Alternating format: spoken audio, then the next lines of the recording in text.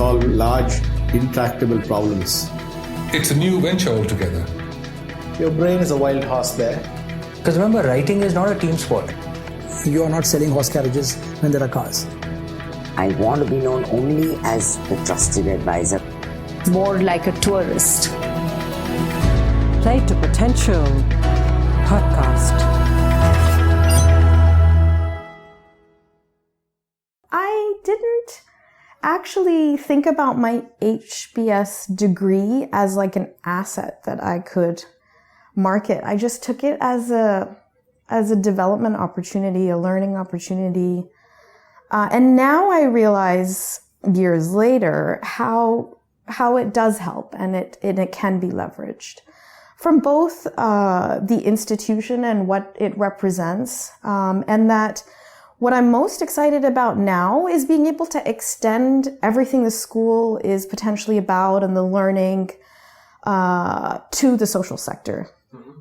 And so over the years, I've started to feel very proud of the fact that you can have this kind of background, but you can kind of move out, for lack of a better word, and bridge to the social sector. And I think more and more people are starting to walk that bridge. And I think that bridge is not as shaky as it used to be, even in my time and in the years that, I made the transition.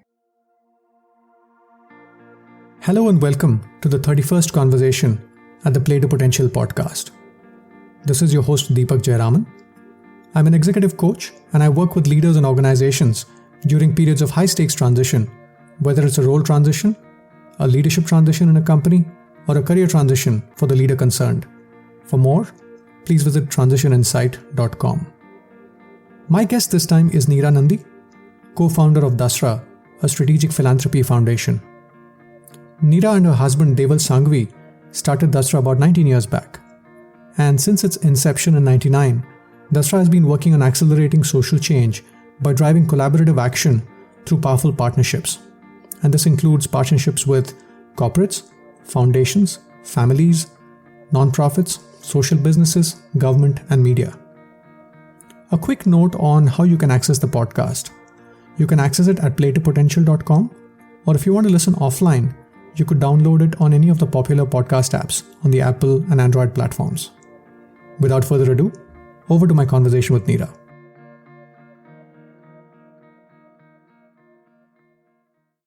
Neera, thank you so much for your time. Excited to be talking to you. Thank you. And congratulations on this wonderful office in this new location. Good. Yeah, we're happy. We're all together finally in one place, all 120 of us now. So lovely. And I know this is an audio conversation, so the listeners won't get a sense of the space, but really, really nicely done. Congratulations. Thank you. Neera, in my conversations, I like to rewind the clock a little bit to get a sense of where people come from. And one of the pieces I try and explore is formative years and how, let's say, the first 15, 18 years shape who we are, shape a big portion of who we are. So if you went back in time, are there 2-3 things that stand out, which still forms a core part of who you are?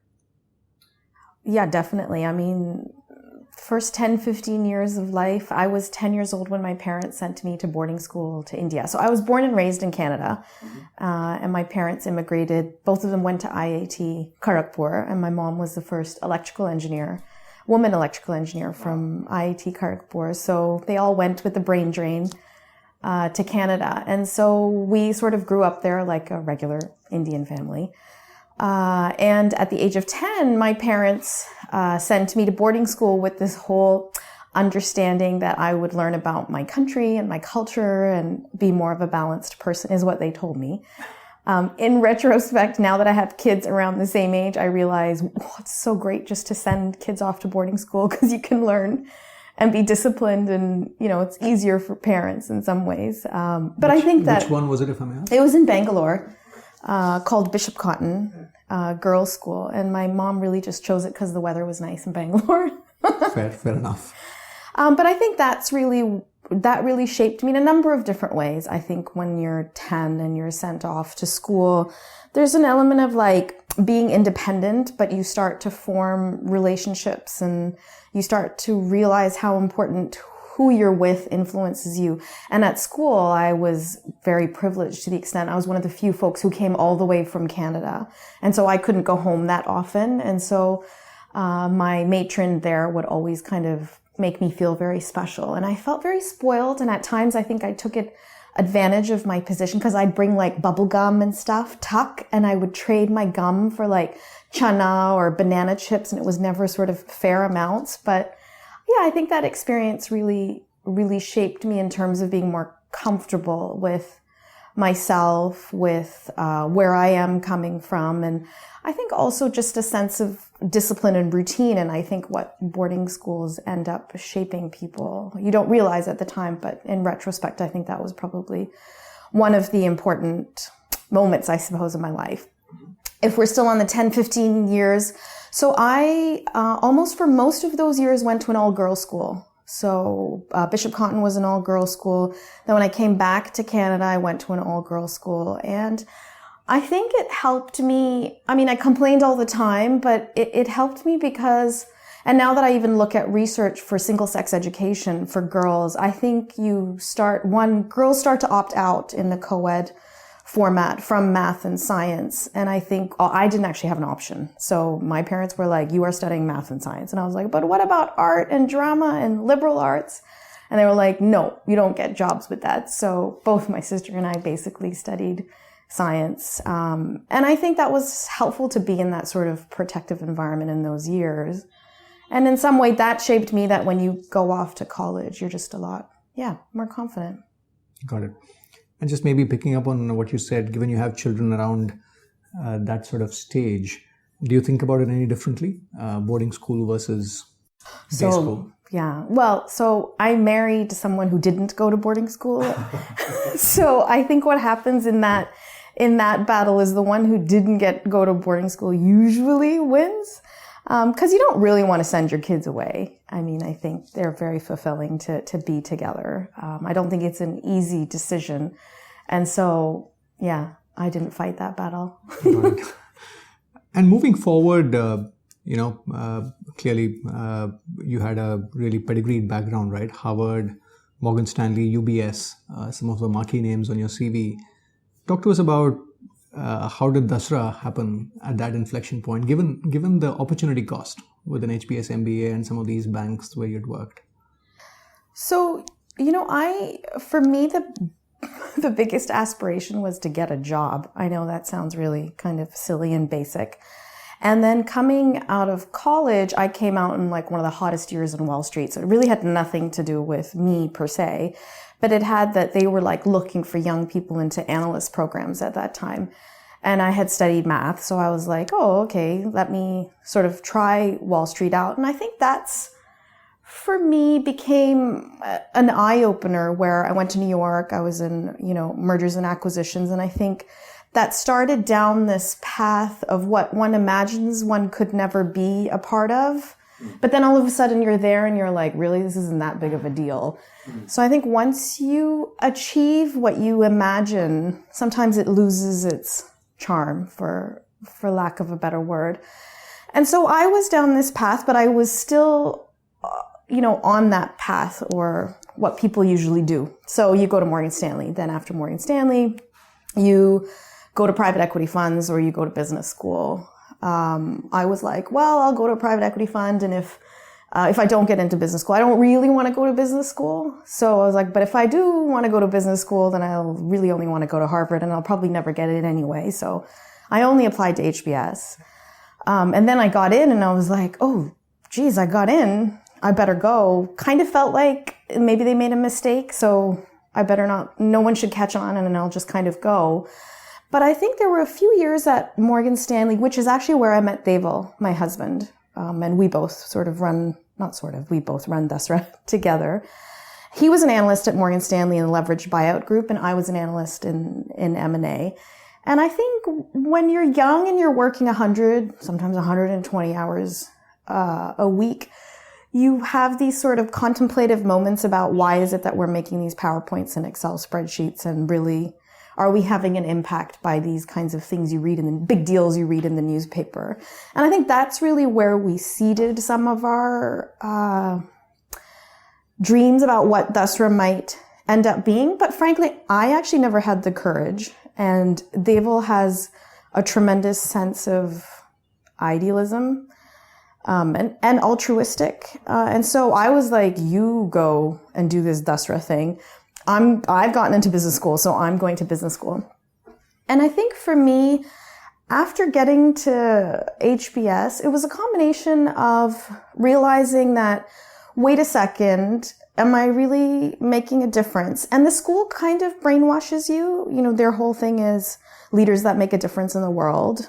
And so after having Morgan Stanley, after having sort of Harvard Business School, I think you realize, or at least I realized, I came from privilege, not from wealth, but privilege of whether it's education or exposure, that all of a sudden you start to wonder, like, can you use that to actually make a difference? By then, Deval had already started Dasra, and I was like, wow, that looks like fun. I still didn't have the courage, so I went back to UBS, because I also had loans from school.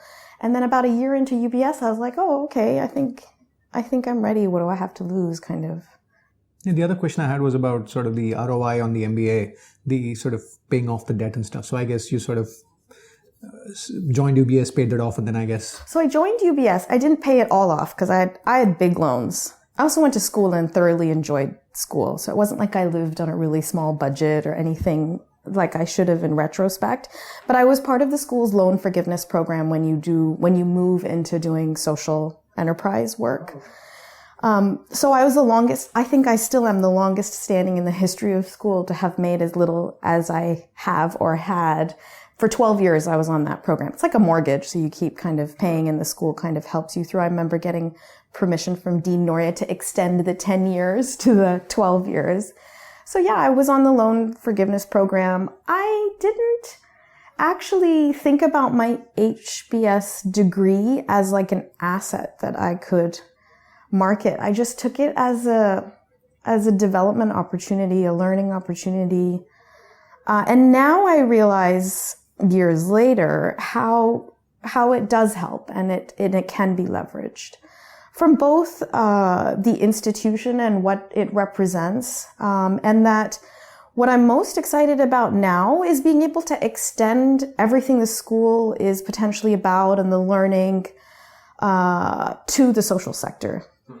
And so over the years, I've started to feel very proud of the fact that you can have this kind of background, but you can kind of move out, for lack of a better word, and bridge to the social sector. And I think more and more people are starting to walk that bridge. And I think that bridge is not as shaky as it used to be, even in my time and in the years that, you know, I made the transition. Mm-hmm. And what's changed? Maybe just picking up on the bridge not being as shaky as it was in the past. I think as a society, people think it's cooler. So, you know, you're not a loser if you're in the social sector. So some of the social image and social pressures, I think, have definitely moved. I think the millennial generation, for sure, just realizing that they want to make a difference and that's important to them. I think some of that shift has been important. So, and I think that whether it's the private sector or the public sector, I think recognizes a need for leadership and talent to move into this sector of civil society because of the extent of the problems that we have are not going to go away if we don't really sort of tackle it. Got it. So let's move to Dasra, Neera. In cutting to the present, I understand you focus on 3 pillars of impact. One's research, second is building organizations, and third is about giving strategically. Talk to us a little bit about how you got here. And the reason I ask is a lot of people have sort of this 30,000 feet view of I want to make a difference, but it takes a while for them to figure out what's the way in which they can make a difference. So talk to us a little bit about the journey and how you got here. Oh, it's a good question. So I actually romanticized about being in the field, and I I am and was always motivated by sort of rural women and women's empowerment and how much of the family unit depends on sort of their strength and everything that they do. And I was like, I want to be able to mobilize women in the community. And that's actually when, in my summer at HBS, I went to SEVA. And so with a finance background, microfinance was actually very hot at that time. It had just started to pick up, and I had read this book by David Bornstein called The Price of a Dream. And it was like all about how microfinance and access to finance was empowering for women, and these self-help groups was really, strengthening their agency in the communities. And I was like, I want to be a part of that. And so I went to SEVA, and SEVA was like, okay, fine, come hang out with us. We're trying to create a pension product for these women. And I think while I was in the field, for lack of a better word, I think it occurred to me that, there are people who are much better at mobilizing communities. A, I wasn't from here. B, I have an accent. It's not like my Hindi's that great. Really, was I using my skills well? And there were people who were far better at bringing these communities and really helping educate these women on sort of what's needed. And I think that's where I took a step back and I thought to myself, what are the skills that I actually have? And although I may not be so close to the lives that we're trying to change, is there a role to play as in between of sorts? And having been on the side of, where there is the private sector and kinds of people who don't understand what's actually happening or the challenges on the ground, I found myself starting to be that bridge, actually. So more between these two, being able to speak the language of, the funder, and on the other hand, also be able to relate and understand more to the NGOs than to the communities. And so, long story short, we realized that what could really potentially have an impact was, can we strengthen the NGOs themselves that are working with the community? And the SEVA experience was in parallel with Deval starting? Yes, having already started Dasra, actually, yeah. Okay. So I spent time both here with Dasra as well as with SEVA. So I split my summer into two. And when we started, we did a lot more of their venture philanthropy had just started to emerge. So basically it was taking venture capital and applying the same principles, but with philanthropy. So we started with earlier stage organizations like Magic Bus when it had just started, Anjali, a mental health program, Akshay Patra, which is now a big midday meal program. When these were very small emerging organizations, we started with them. So you raised a fund and you deployed it? Yeah. Oh, wow. Almost like, the reason I mention is the last conversation I had was with Rupa Kudwa at Omedia Network. Oh, okay, yeah. And I guess they're one of those people that sort of do a combination of writing checks to NGOs and investing. Yes. So you sort of almost set up a fund. So we set up a fund, but it was only to give grants. Okay. It was not to do equity or debt or actually do any investing. Sure. But it was early stage nonprofits. So NGOs that were just starting, and we realized very quickly that if you're too early in that stage, it's a lot of, not drain, but there's a lot to do with these organizations.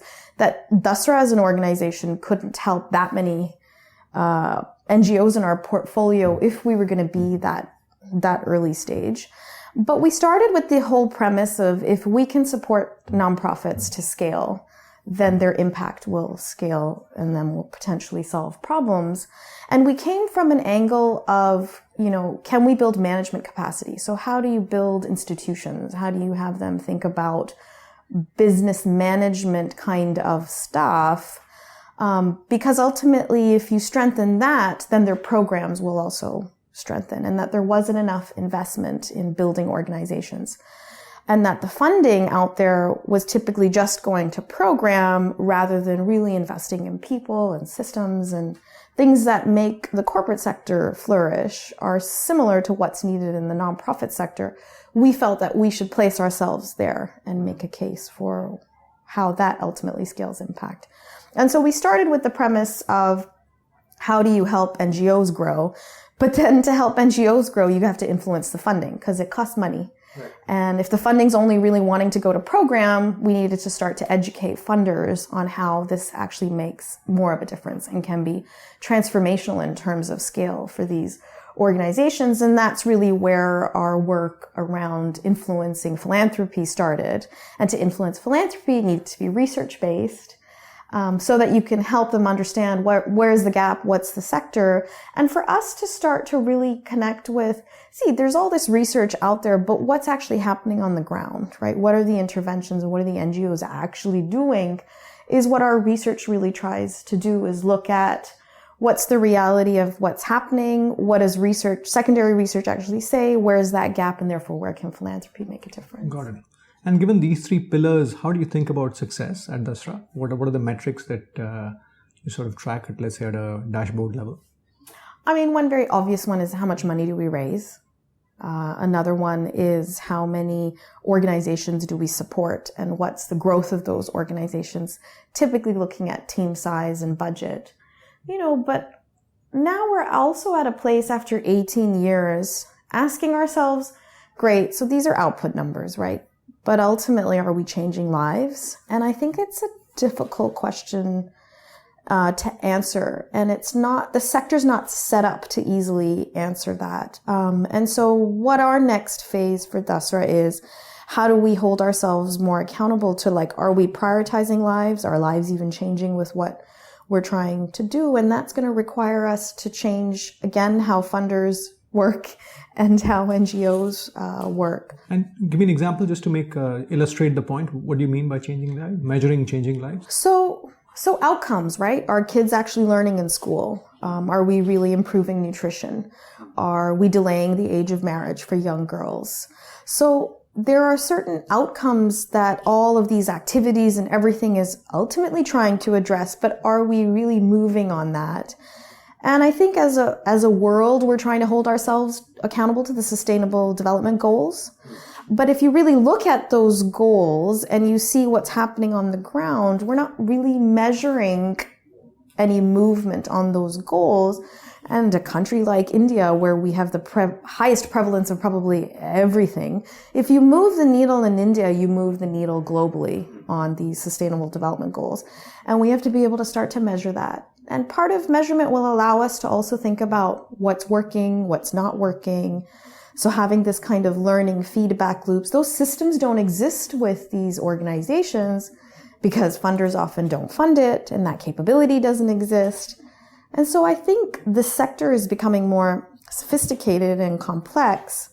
And so I think it is important for us to think about how we measure our impact. And that's what I mean, impact on lives. Got it. This is your host Deepak Jayaraman here. What Neera says about Dasra as an organization, figuring out the key axes of impact, is as relevant for individual leaders making choices during key transitions. One of my earlier guests, Rupa Kudva of a media network, spoke about how she thought about this when she decided to move on from CRISIL to do something else. Because in CRISIL, I was just fortunate to have a set of clients who were all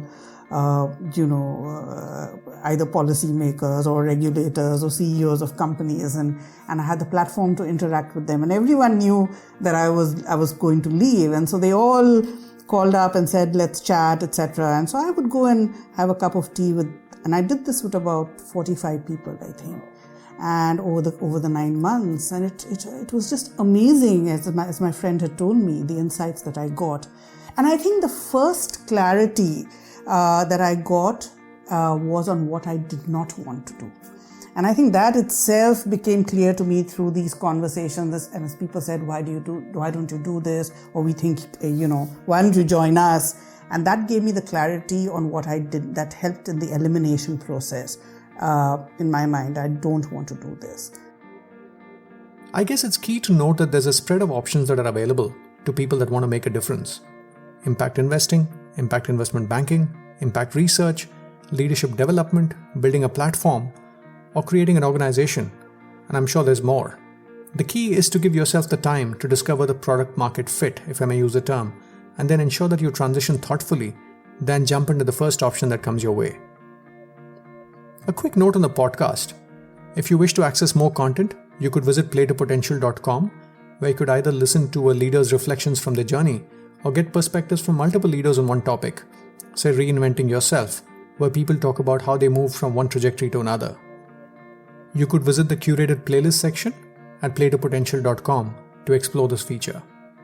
If you want to listen offline, you could download this podcast on most of the podcast apps that are out there on the Android and the Apple platforms. If you find this content purposeful, do leave a review on iTunes. That would be helpful in getting more people to access this content and benefit from it. Now, back to the conversation with Neera.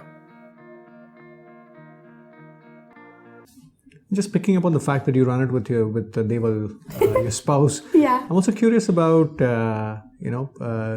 two leaders who are married who run a company. Again, for people who are in a similar sort of a boat, any lessons you've learned over the last 18 plus years of things to watch out for as people embark on a journey? Yeah. I mean, I think there's good days and bad days, to be honest. And today is a good day, so I feel like I think it's a real privilege and opportunity to be able to share something and do it together. But I think with that comes the complexity of just work being everywhere all the time. I think what's held us together is ultimately the impact that we're trying to have. And I think an appreciation and respect for what my skills and strengths might be and what Deval's skills and strengths are. And if you folks who might know us or not know us, we're quite different in how we work and how we think. And so I think it's the recognition of these differences coming together ultimately can have more of an impact. And it's about compromise, whether in the workplace or in your personal life. It has a lot to do with compromise. But I think if you're ultimately keeping the impact at the forefront, like, are we really making a difference? Is this where, Dasra should be going? And this is the impact we want to have. I think we almost always align on that. I think we always align on the what. It's the how that often gets some of the conflict. And so I think separating some of the, you do this and I'll do this kind of thing. And how have you thought about role separation over the years? Has there been a sort of, again, with the wisdom of hindsight, would you have done anything differently in terms of how you've carved out your respective roles as Dasra grew? I wish we were more deliberate about it. And, as entrepreneurs and founders, you just kind of like always on the go, right? You're never kind of thinking, oh, I wonder what, your role should be and my role should be. It's like, well, today we're firefighting, so do what you need to do. If I reflect back and, even going forward, I'm much more of like I try to be a structured person. I manage the teams more and the workflow more. And Deval's a rock star at sales, for lack of selling, like a real believer in like what we're doing and can be very inspiring and motivating. And he feels happy talking. He could convince like a deadbeat brick that Dasra is something to do. Whereas for me, if I have even the slightest signal that the person I'm speaking to is actually not interested, I don't even want to speak to them. So I think we've separated to the extent that he really pushes kind of the external piece and working with philanthropists and taking them actually on that journey with his team. And I'm much more on the side of sort of the research and the due diligence and working with organizations and now taking more of a sector view. So I'm much more thinking about how do we move sectors rather than nonprofits. So you can work with nonprofits, but ultimately a portfolio approach and, thinking about what do adolescent girls need or urban sanitation. And we're also in democracy and governance as sectors is where I have ended up placing myself, I guess. Got it. More of a systemic response to a problem rather than episodic by working with a few organizations. Yeah. But we've both had, every so often I'll have my outburst of like, why do you get all the glory and nobody even knows who I am and blah, blah, blah. And then he'd be like, well, I'm not stopping you. I was like, that's a good point. Just picking up on the theme of ambition, Neera, talk to us about how your ambition for Dasra has evolved over time. What was it 18 years back? What is it today? And how has it evolved? So there's something about ambition that somehow I relate to ego. So I don't entirely resonate with the word, but maybe aspiration or feels a bit better. So to be very honest, I was probably very young and naive, and I was like, I have nothing to lose. I have everything to learn from joining and being part of what we imagined Dasra to be. But we didn't actually imagine in the long term. I think it was, let's help a few NGOs. Then we were like, wait a second, we're helping a few NGOs. Now we should be working with funders. And I think it was only 5 or 6 years ago, because the first 10 years was bumpy. Like, we were living hand to mouth, for lack of a better word. And just trying to figure out, like, what's our model? How is this going to be sustainable? And, you know, are we going to be able to hire people? And it was about 5 or 6 years ago where actually every year we had saved money. And we had a point in time where we lost all of our funding and we had to let go of our team, that it made us very nervous about growing again.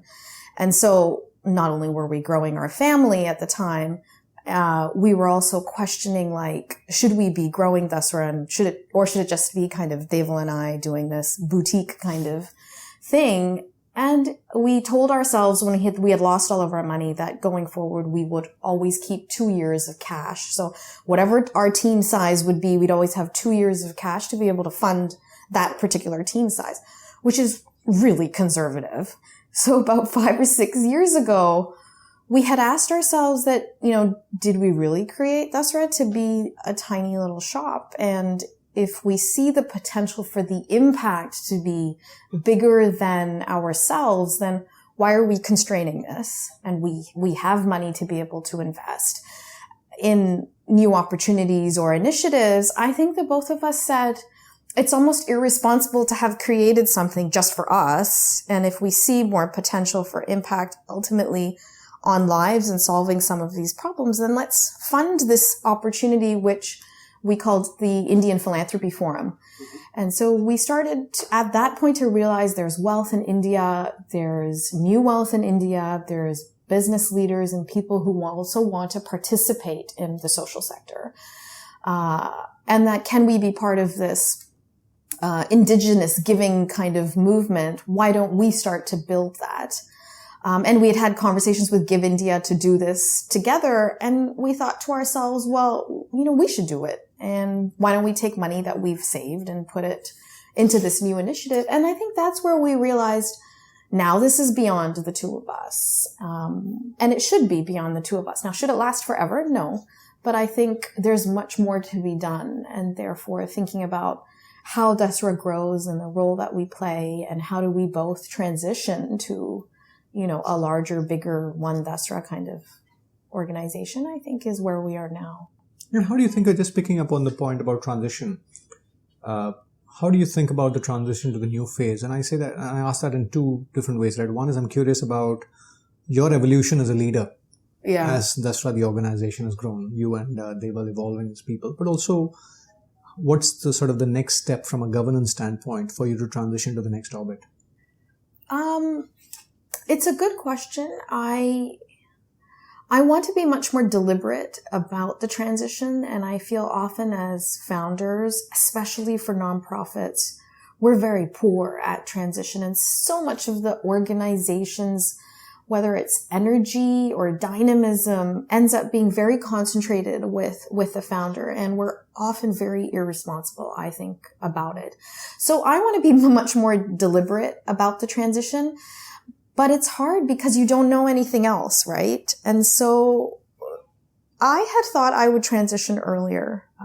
It was our board, and I actually had gotten very sick 2 years ago, maybe now 3 years ago. And I think when I got really sick, both of us were like, wait a second, this is, you know, why are we doing all of this? Should we really slow down? I was like, let me phase out. And then as I got healthier and healthier, I got more and more excited about what Dasra was all about and wanted to sort of re-engage. And so I think the personal phases of your life often will influence where you are sort of in your professional life. So I went through a phase of, is it the right time to transition now? I would have been 40. I was 40. When you say transition to? Transition to less day-to-day responsibility, and not being on execution, not being so responsible for fundraising for the organization and leading some of where we're going. A lot of it rests still with us. And feeling like we really need to hire more. We've all gone through our phases of hiring leadership, but I think we don't think enough of like, so you hire this leadership, where's my role going to go? And I think as I got healthier and wanted to re-engage with, Dasra, the board, we had shared our transition thoughts or succession planning with the board. And our board came back to us, interesting enough, and said, you're still young at 40. You still have, 10 years, if not more. Why wouldn't you still give this time to Dasra? Why would you think about transitioning now? And I thought to myself, that's a good point. But I do think between 5 to 8 years, one needs 5 to 8 years to really think about the succession. So I am thinking about it, coming much more off of day-to-day execution, decentralizing decision making. There are a lot of things that one needs to start to have the organization be able to do without us there on one hand. And on the other hand, how do you build and continue the motivation and the passion and sort of what I love what Bain calls the founder's mentality. I feel that there is something to be said about building that kind of culture.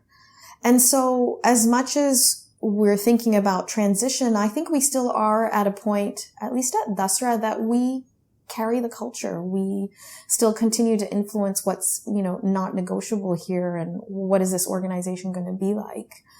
And what are the kinds of people we want? Because we're still small. It's 120, and although it completely freaks me out sometimes, you look at other organizations that are hundreds and hundreds of thousands of people, gives you a bit of a reality check that, 120 is still small. So we're still like a family. But that being said, I do think transition is on the top of my mind, but transition to a potential role within Dasra partially, I wonder. But there's always a hangover, I do think, when founders just hang around. There's that aura, good and bad, that whoever you will bring or the group that will start to emerge as taking that leadership shouldn't be hindered by, our the presence. shadows. Yeah. And so that's a bit of a long-term view. Right now, we're like in the midst of how do we decentralize, how do we hire leaders, and how do we build our culture?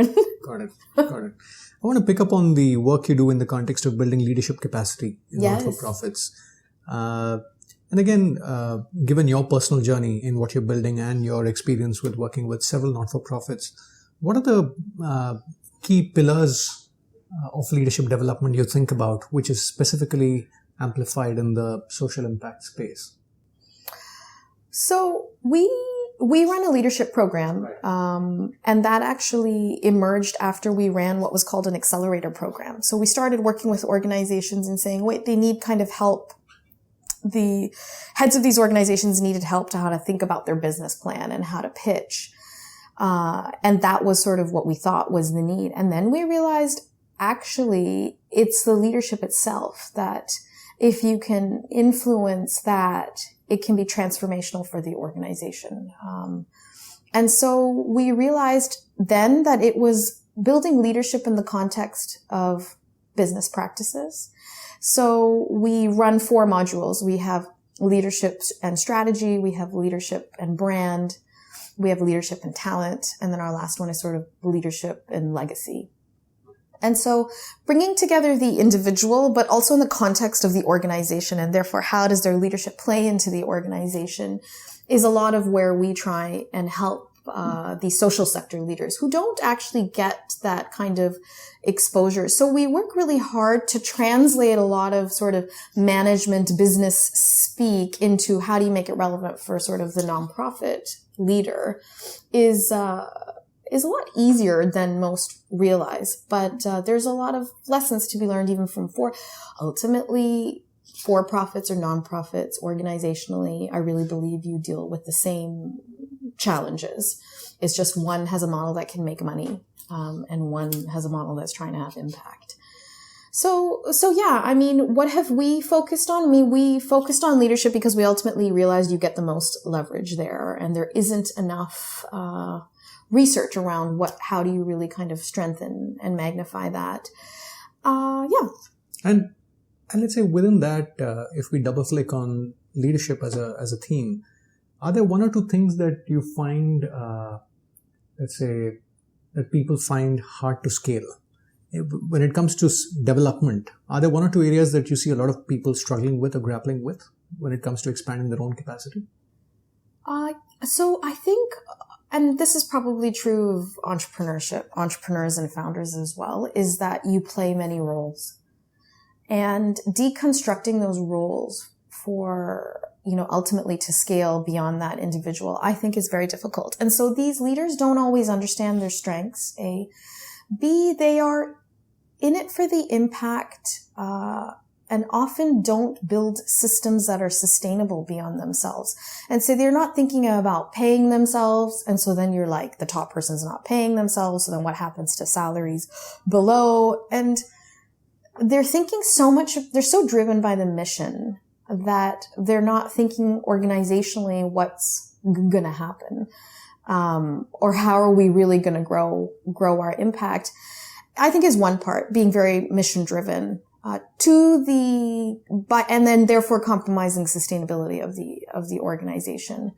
I think leaders don't understand in our sector, frankly, even in the for-profit sector, really what are their strengths and where should they be spending time. And therefore they often are all over the place. So they're fundraising, they're all the way in programs, and frankly, not great people managers. And I think where you reach that inflection point in the organization is where do you start to bring people in? And it's not about just growing people from within.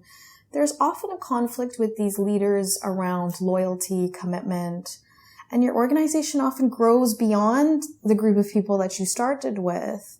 And somehow in the social sector, whether it's an ideology or a philosophy, it's making these kinds of difficult decisions often is hard for these leaders. And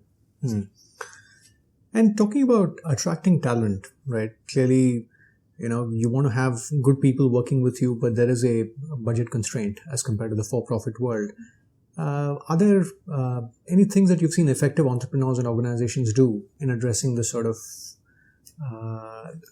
not asymmetry, but sort of this distortion where you're seeking the best minds to work with you, but you're operating under a tight constraint? So what's been your observation of people that sort of work creatively around this? So I believe people don't work for money. Ultimately, that is not their first driver, as in a salary.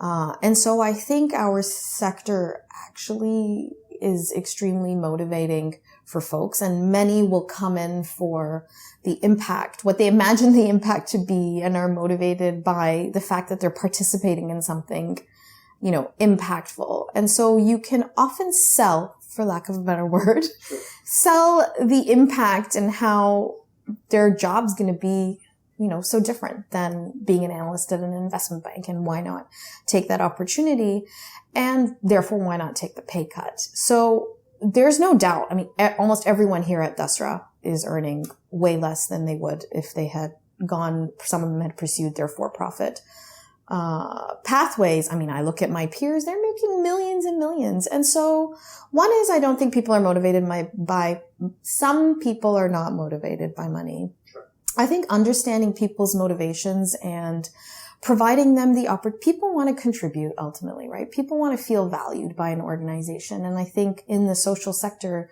you connect to the kinds of communities you're trying to ultimately have an impact. If you can keep that connect alive as an organization, I think that's the second thing that's very attractive. And third, ultimately it is about who they're working with and who they're working for. Sounds strong, but who you're working for, right? Like, do they care about you? Are they helping you learn and develop? Are they giving you exposure to things you never would have really gotten at your stage? And so I think these three things often, people take the leap earlier in life. I think more and more people later in life are saying, okay, well, I'm an empty nest. I kind of have the money that I think I need for sort of security. Now I'm ready to go and kind of save the world.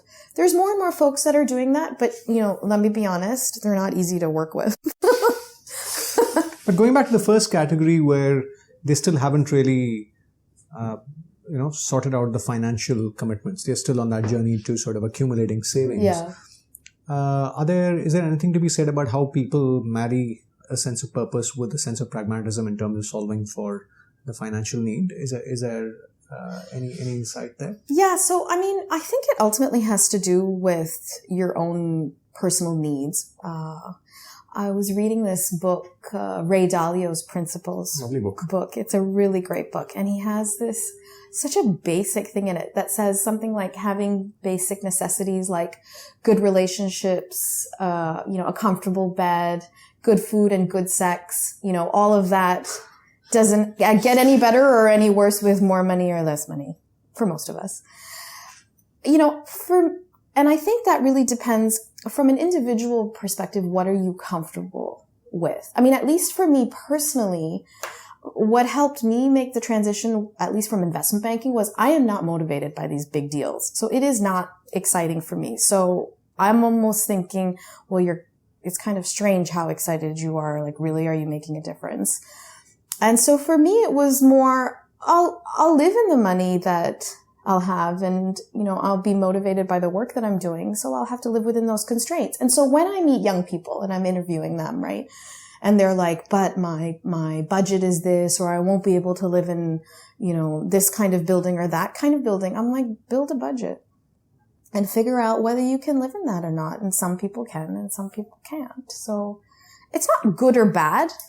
But I think it's being practical about what you need. And I think there's quite a lot of people who will live within certain limitations to have the fabulous opportunity of making a difference and doing something different and impactful. And it's not like we're poor in the sector. We're still paying to be able to live comfortably. And I think the amazing thing about India is the amounts that people live on is phenomenal, that no one can tell me you can't live a comfortable life in the salary that Dasra is providing you. Now, it may not be the life that you've decided to have, which is fine, but it's not like, look at people sort of are the living needs on, and the wants, right? Yes. It's definitely solves the needs. The wants are infinite, right? I guess. Right.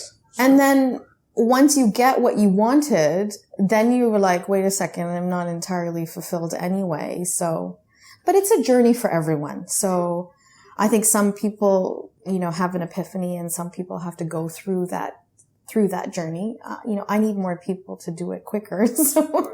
But back to the second cluster, people that sort of are further along their life, they've taken care of the savings and they're empty nesters, to use your word. What are some of the observations you have around how they transition, and what are some of the mistakes they make in transitioning? What they think it is and what it is sometimes is different. So what's been your observation about that transition? I think now I'm realizing the most difficult part of the transition is most of us at the stage we're in our organizations, at least in the social sector, we need people who roll up their sleeves. Function in ambiguity. We don't have structures and systems similar to a corporate sector. We need shapers, but we need shapers and doers, right? And when you come at that stage in your life, you have been in a career where you are like an orchestrator, right? You're like, you do this, and you kind of oversee. The pace is different, the talent is different, the resources are super constrained. So you're working in a very different environment. Now, some will thrive in it, but a lot have to just change their mindset to what it's going to take for them to really leverage their skills. And I think that's the challenge, is that they have grown in their corporate, trajectory. And then you come into the social sector, and the environment and the construct, I think, is is a real challenge, and some will thrive in it. I think it depends where you come from, and the kinds of backgrounds, but it's kind of like, HBS talks about this. You can have stars in certain environments that when you hire those stars are actually not that great performers in your existing environment. And so that's similar. I think you have to get back to the basics of like attitude, behaviors, values, and all of that, I feel, is much more important than like some of the harder skills. The skills. Yeah. But again, the other piece I'm curious about this particular transition, Neera, is also sort of the mode of impact they choose. Like you sort of eventually came to these 3 pillars for Dasra. Do you see sort of systematic mistakes people make? Or do you have observations around what sometimes they get wrong when they transition from for-profit to the world of social impact? So you can transition to the world of social impact, right, in 2 ways, especially later in life. With your wealth, to be an actual philanthropist and to be giving, and to actually be like an employee and a staff person of a nonprofit. It's time or money, right? Right, time or money. And I think what happens later in life is, whether it's your ego or your position, you all of a sudden think like you know everything, and maybe you did where you were, but the game's different in this sector. So often we struggle with humility, we struggle with listening, we struggle with, you've not done this before. So I think they bring a real great sense of lived experience, but sometimes there's this strange power imbalance that often happens where they feel they're coming from privilege, either with money or time. And somehow all of us sitting in the social sector are like desperate for all of this. But it takes us time to figure out how to leverage these kinds of individuals, whether it's time or money. And because, we're even resource constrained, when it's with money, you're often sometimes even compromising where your strategy is or the things you're going to do because you're trying to kind of get funding. So there's a bit of a dance, I think, that takes place. And so, being a bit more patient, I think the pace, although the pace and the complexity of what we do is different than the corporate sector, that's where I find some of these challenges with the later stage players. Just talking about the leadership in the social impact space, Neera, again, when you look at the spectrum of leaders in this space, and when you look at the people that have driven large-scale impact, what about them stands out? What about these leaders stands out? And if there's any nuance around how they're different from the leaders that we see in the corporate world?